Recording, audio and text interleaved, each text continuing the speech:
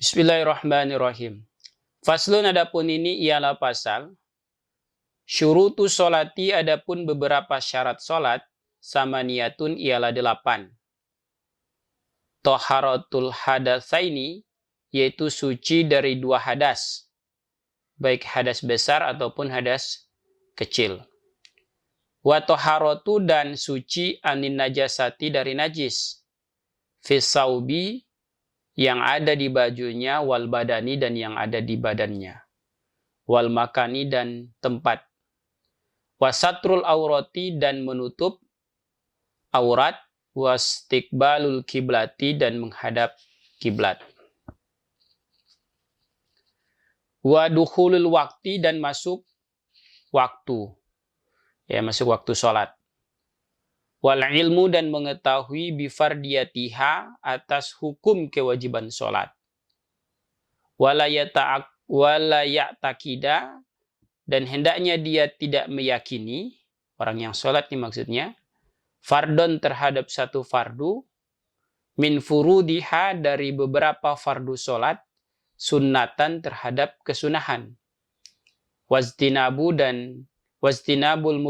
mubtilati dan menjauhi hal-hal yang membatalkan sholat. Perlu diketahui syarat ini bukan bagian dari sholat itu sendiri, tapi dia menentukan sahnya sholat itu.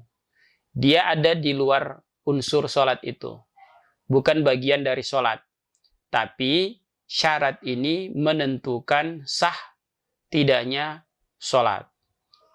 Nah, ada 8 syarat yang harus terpenuhi, yaitu suci dari 2 hadas. Hadas besar, cara mensucikannya adalah mandi junub, baik itu sebab berhubungan suami istri, mimpi basah, haid, nifas, dan sebagainya. Maka hadas besar semacam itu, cara menghilangkannya nanti dengan mandi. Sedangkan menghilangkan hadas kecil cukup dengan berwudu. Yang kedua adalah suci dari najis pada pakaian dan badan. Pastikan di anggota tubuh kita, pakaian dan tempat pelaksanaan sholat tidak ada najis. Indikatornya bisa ada bau, rasa, dan warna. Jika fisik ini terlihat, jika najis ini terlihat secara baik itu najis ainiyah ataupun najis hukmiyah, maka segera dihilangkan. Karena nanti pengaruhnya sholatnya tidak sah. Kemudian yang ketiga adalah menutup aurat. Nanti di bab aurat laki-laki dan aurat perempuan di dalam sholat, yaitu dibuka lagi. Tidak boleh ada aurat yang tersingkap. Kalau ada aurat yang tersingkap, segera ditutup. Jika dibiarkan, maka itu mempengaruhi sahnya sholat. Artinya, sholatnya tidak sah karena salah satu syarat tidak terpenuhi. Ini bagian-bagian daripada satu syaratnya tidak terpenuhi, sholatnya tidak sah. Bukan akumulatif, tapi salah satu dari syarat itu jika tidak terpenuhi, sholatnya sudah tidak sah, apalagi secara keseluruhan.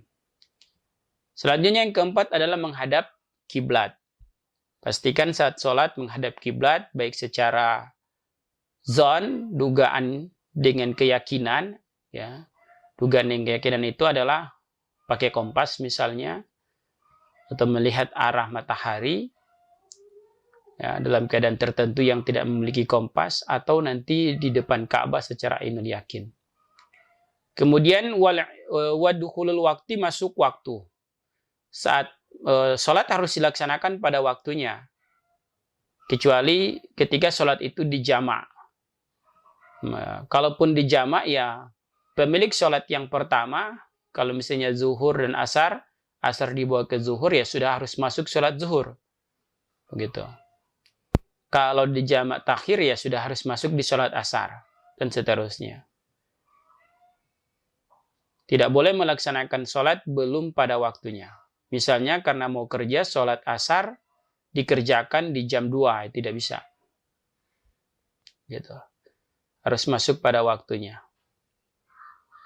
akhir waktu masih terhitung melaksanakan pada sholat pada waktunya, pada waktu sholat itu.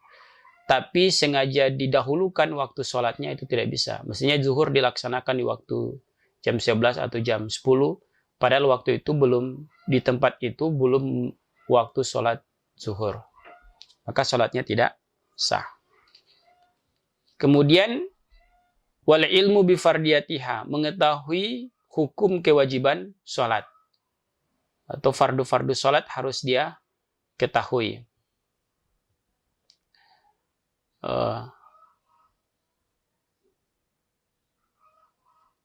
Dia harus tahu bahwa sholat itu merupakan kewajiban yang harus dipenuhi. Wa ala yataqidah fardon, dan dia harus mengetahui, tidak boleh meyakini bahwa terhadap salah satu fardu sholat itu menjadi sunnah. Misalnya Al-Fatihah kalau diyakini sebagai sunnah, maka sholatnya tidak sah. Selanjutnya, syarat yang terakhir adalah wajtinabul mubtilati, menjauhi hal-hal yang dapat membatalkan sholat. Wallahu a'lam.